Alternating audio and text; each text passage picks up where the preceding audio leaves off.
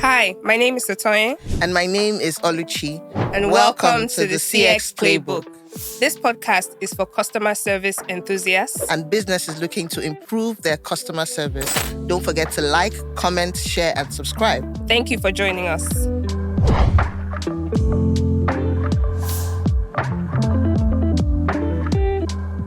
Hello again, it's the CX Playbook, and my name is still Oluchi. It has not changed. And I'm Sotonye.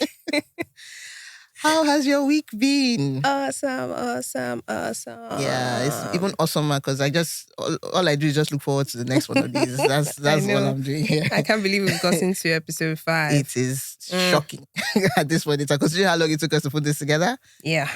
I'm glad we're here. So we're going to be talking today about managing online reputation, specifically with reviews. Mm-hmm. If you're a business owner who sells online, you understand that reviews is like hot cake. It's like hot akara. Everybody's rushing. I need reviews. Why do you think reviews are so important? Why what's the emphasis on reviews for you? What do you think?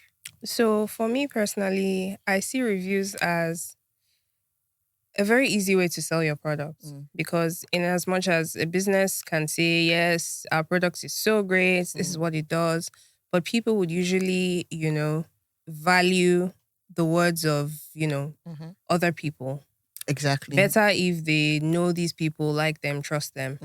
But whatever the case, the word of even a stranger who has used the product would hold more water than, the word of the business owner itself. Because before Uncle, are you going to say your product is bad? Yeah, exactly. so reviews are very important in that sense. That's why it's hot cake. Yeah. Because the business owners as well know that, it's a hack to selling, especially online. Yeah, and I don't even think it's only a small business thing. Even online shops you scroll down, you see reviews, 5 stars, 4 stars. Yeah. And you see a lot of people who don't even touch products that don't have reviews because they just believe that, okay, it means that nobody has found your product good enough or bad enough to say something. You understand? Because 1-star product, you say like, okay, maybe it's a matter of perspective. At least somebody said something rather than nobody said anything at all. So I'll throw it back to you again, regarding online reputation, why do you think it's so important for a business to have a good reputation online nowadays? So essentially, your reputation is who you are, True. Right? At least in the eyes of potential customers. So you are what people say you are. The word out there, word on the street, that's your reality. So your reputation is important in the sense that someone is not going to hear something terrible about a business and be like, yeah, I want to patronize that business. If people say that you don't deliver on time, no one is trying to be that person, right? So in that sense, a positive reputation is important. It's literally like your ticket to selling. Yeah, that's actually really true. And I like what you said about potential customers, because in some cases, you find out that your reputation would pursue a customer, not because the person who told them that you're bad is your customer. It's possible that, okay, for instance, it could be like a fashion designer who today, tomorrow, I can't afford what they're selling. But someone I know can afford it and then comes to me and says, hey, babe, do you know these people? I'm like, those ones, I've heard terrible things. I'm not in the tax bracket of that person. Yeah. But I just took business away from her, strictly off of a reputation that might be true, might not be true, but that is the reputation that exists. So at that point in time, it's now about, okay, understand that your reputation goes further than your product.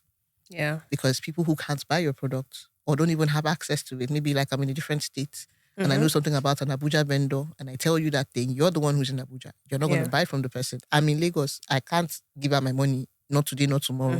But I've taken money away from her just by the reputation that has been created either by her or by her former customers. I think that's why it's super, super, super important.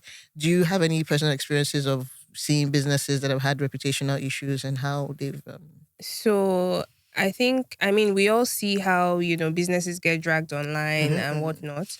But the experience I want to put out, there's a client of mine who sells, I think she sells gift items, and she was saying, I was teaching on, reviews. And she said, oh, wow, what you're saying is so true because, and then she said how someone went to like a group chat on WhatsApp and complained about the towels she was selling and said how I think maybe they were, I don't know what happened. Shedding they or were something shedding or something. And it was amazing because, I mean, this person has been in business for so many years. Mm-hmm. It was amazing because people in the group chats are like, that doesn't sound right. Yeah, people are like, either that's not my experience or that's not what I've heard about that business, because that business had a strong reputation. Yes. And in that moment, you see customers actually rallying around. No one called the business owner to say, hey, what happened? They Voltroned it on their own. It got so bad, they were telling the person who complained that, ma'am, you probably mishandled. You mishandled, or are you beefing this babe? How did you keep them? How did you wash Exactly. them? Did you They follow pushed it back. instructions? You know, and that's the beauty of having a really good reputation. Yeah. And I always tell clients, like, it's amazing when your customers can stand up for you, and even just people in general standing up because they've heard and they've experienced you differently about you. Yeah, I tell people, I tell clients, whoever it is, students, I tell them all the time, there's a place your business will get to that your customers will become your unpaid brand ambassadors. Yeah, they will preach your gospel for you. You don't even have to be there. See, like what you just said now, the entire group just pretty much formed Voltron on her behalf, and they're like, no, this is not the person. But there's a level of confidence that you have to have in your brand. There's a level of skill and expertise you've also put in over the years. It's not all these businesses that are not focused can achieve that. Yeah, you understand? Because at some point the cracks will show. Yeah, you understand? And online, I mean, the internet is a very deceptive place. I'm always joking with my friends that we see a restaurant online and we're like, ooh, we have to go here, we have to go here. And then we get in and first of all, it's a shoebox. I've stopped falling for that scam. It's amazing. You see, I don't know how they do it. Is it the pictures of the food look? I don't know what it is, but you think it's this like, and not like it's not nice, not like it doesn't look the way they said it looks. It just doesn't look. It's just not it. I don't know how to explain it. We went to one recently and my friend had been disturbing me that she wanted to go here for months. We're like, okay, fine, we're gone. Did she enter? Is this the place? I said, Shibi, I tried to tell you, don't listen. You understand? So a lot of times your reputation beyond even the pictures, like you can take the nicest pictures, hire the best photographers. In the substance of it, is it good? What's that? If you didn't date, you didn't date. It's really as simple as that. So again, you have people also who pay for reviews and all of that. I mean, none of that is going to help you out in the long run. So yeah, online reputation, super, super, super, super, super important. So now, I want to ask you a very interesting question. Because of how important reviews are, you find that businesses are clamoring for it. They need it. And I understand it because, again, like you said, it's proof of work. It's proof to show that my product works or that I'm really selling this product. So how do you think that people can go about requesting it? Because I've seen some business owners request for reviews in the worst ways. They almost get angry with you if you don't send it. Like they're entitled. It's not your right. Review. You understand? Your right is my money and that's about it. Yeah. So how do you think people should go about positively asking for positive reviews? How do they request it? How do they get it out of customers? What are some of the skills and strategies you can share? So I think first of all, that's the thing. First, you have to request it. Not demand it. Don't demand it. Don't steal. Yo. That one is the worst. You actually okay, fine. I bought this dress. I take a picture with the dress. I post it. I did tag you. What if I don't want people to know where I bought it from? That's my business. Yeah. They now go and just take it and just put that. And then in some cases, maybe it might not have been from you. What if I took the style and I give my tailor? You have not got to claim what's not your own. You understand? So I agree with you. Yeah. Don't steal it. Yeah. So first you must actually request it. And don't come from that place of entitlement because you are not entitled to a customer's opinion. Not at all. You're not. They're doing you a favor by giving you that review. Yep. And when asking for a review, I mean, we're talking of asking for positive reviews, but you have to be open to the fact that you may receive negative reviews. Yeah. The fact that, I wore the dress doesn't mean maybe I was satisfied with my experience. Right? So, and that's why, stealing the picture doesn't work because, yes, you haven't actually, and the thing about reviews, reviews are not just to make you look good as well. Reviews are also a way for you to sort of evaluate yourself. Exactly. And figure out what you're doing right, what you're doing wrong. So you kind of lose out on that if you're, at this point, fabricating reviews yourself, right? Yeah. So that's one. You have to actually request. Request, not demand. Yes. And then I would say even the science behind asking for a review. You need to understand why you are asking for a review. True. Because even if your purpose of asking for a review is to sell, guess what? You can't just be asking random questions. I received my order is not a review. No, it's not. It's a statement I've of seen fact. people post that as Like, reviews. am I not supposed to receive my order? I've asked vendor this question before, and because we're talking about me training for her, and I like you post this, and she say to prove that I'm not scam.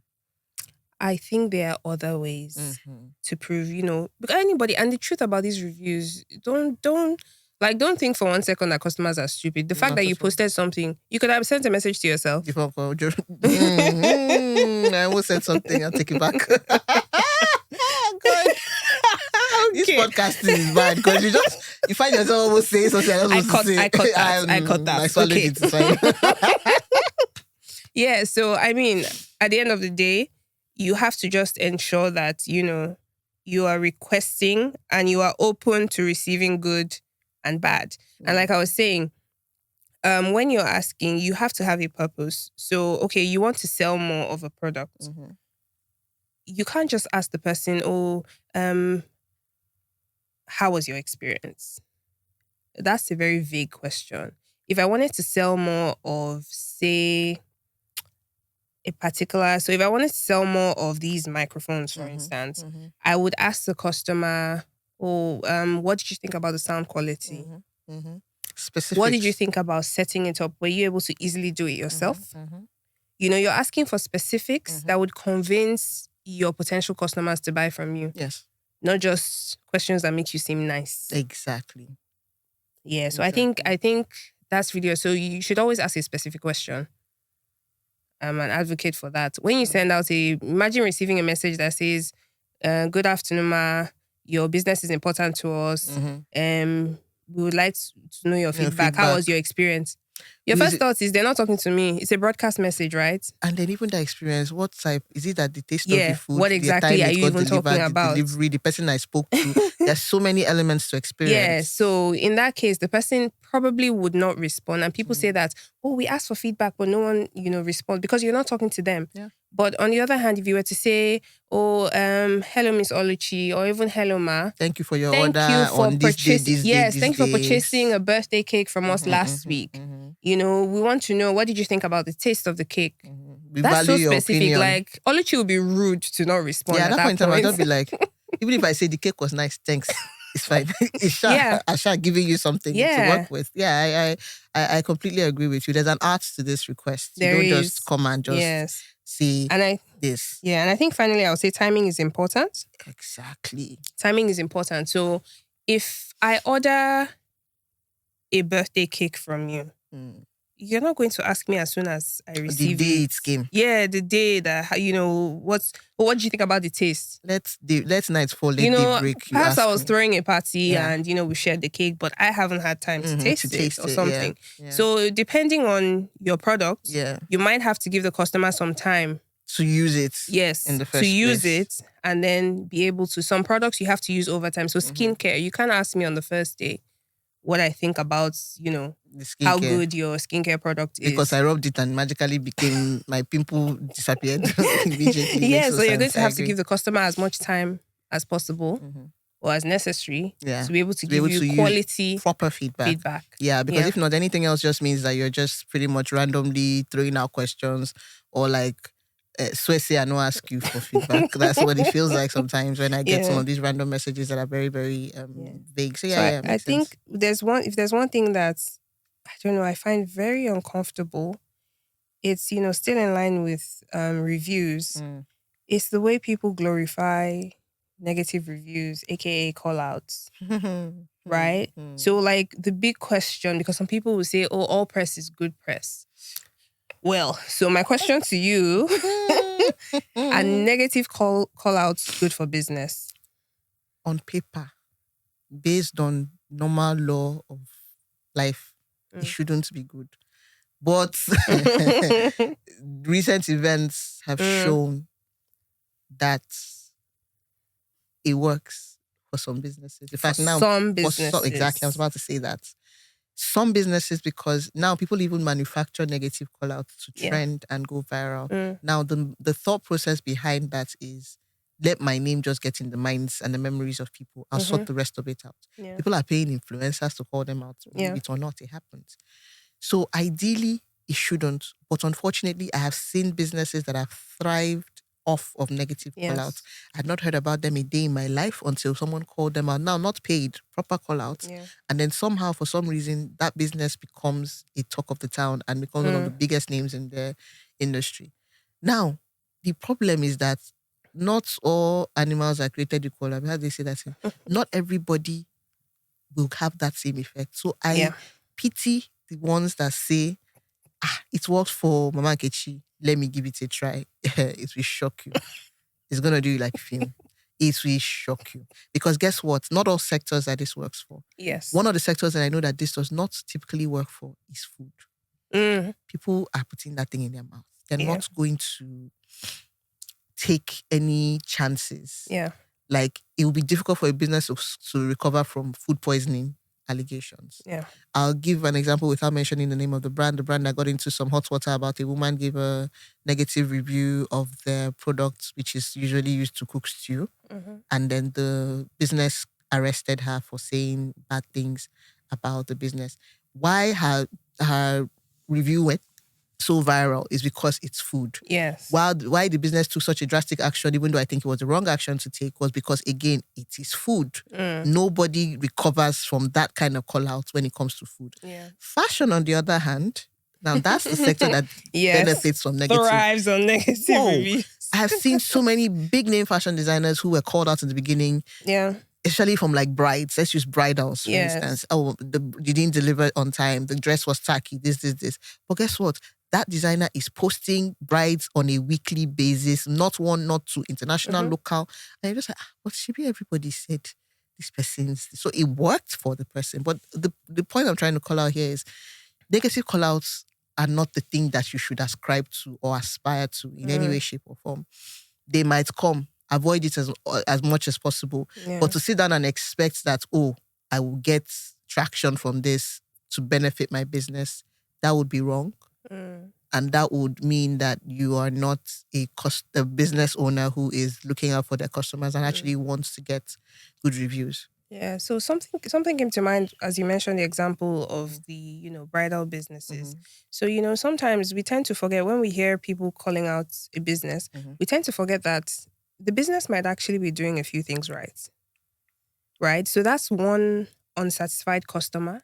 Many others. And they might be 5, they might be 10, they might be 50, but there's something the business is doing right. So in that instance, people don't just throw away the business, right? People would still go there thinking, so here's the thing, Hers was delivered. Was an anomaly. Hers was delivered late, so I'm going to give the business, an earlier date. People start looking for strategies around it because it's business. like, look, they do great work, and I want my dress to come from there.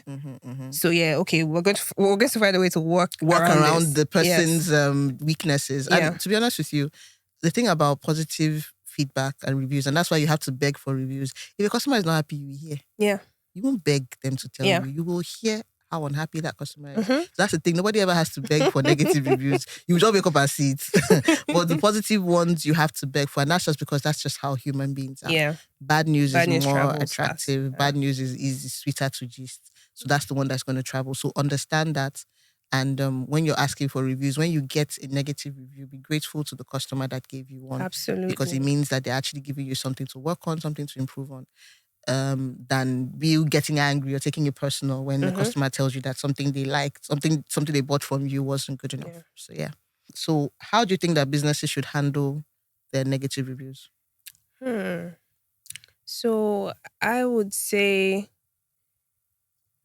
handle it quickly. Because the truth is, before a customer comes online to, say a bunch of things, they probably try to complain to the business. And when it's not handled properly, that customer then feels like, they need a microphone, they need a loudspeaker, they need to get your attention hear. any way they can. And for some of them, that's just the outlet. That's how they're getting out the anger from their system. So I'll say handle it quickly. The longer you let that things sit, the worse it becomes. Okay. And I would say also assure the customer you're going to actually fix the problem. And then go ahead and fix it. Yeah. So that's important because anyone can give you, negative review. But and some people might give it to you, some people might not give it to you. But if they give it to you and you do nothing about it, seemingly they will just walk away. They're not going to come back to say, why haven't you fixed this? Because I really want to buy from you because you're the only person selling this item. Exactly. So actually do something to fix it and then let the customer know that you've done something. To fix it.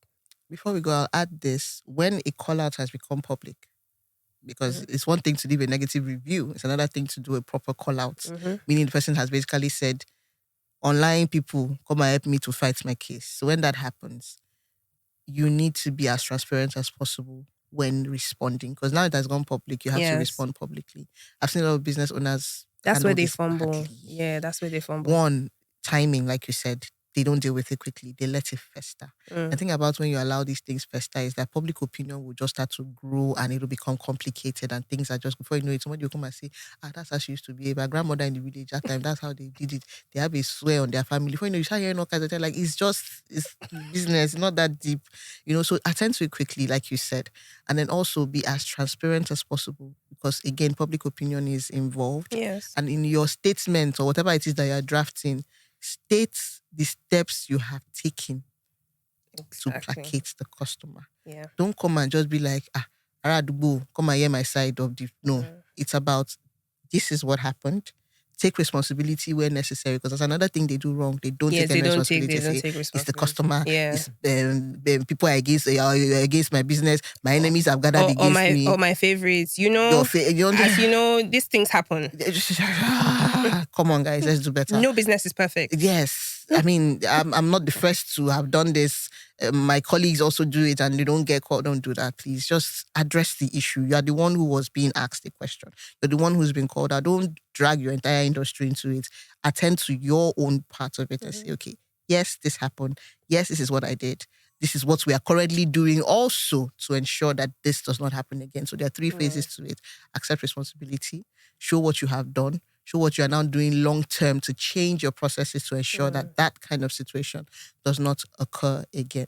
And if there's anything that the customer might have done wrong, maybe not shine a light on, let that not be the focus of the review. It should be about, look, we're prioritizing our customers.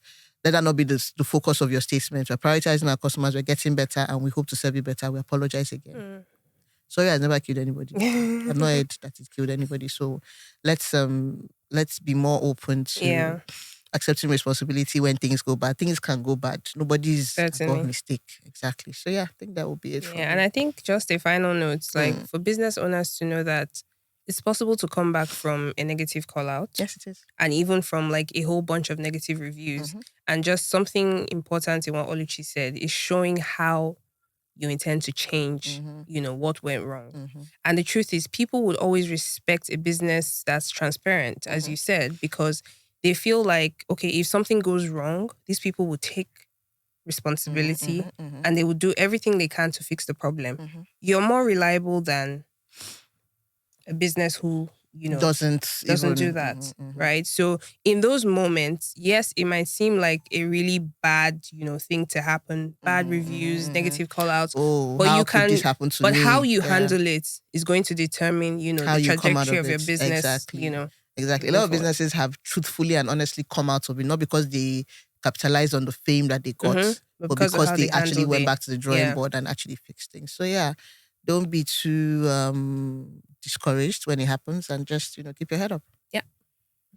And on that note, come to the end of another episode. As usual, like, share, subscribe, tell us what you think, use the comment button, comment section rather, and, let's keep talking. Yeah, awesome. All right, Until guys. the next episode. Bye.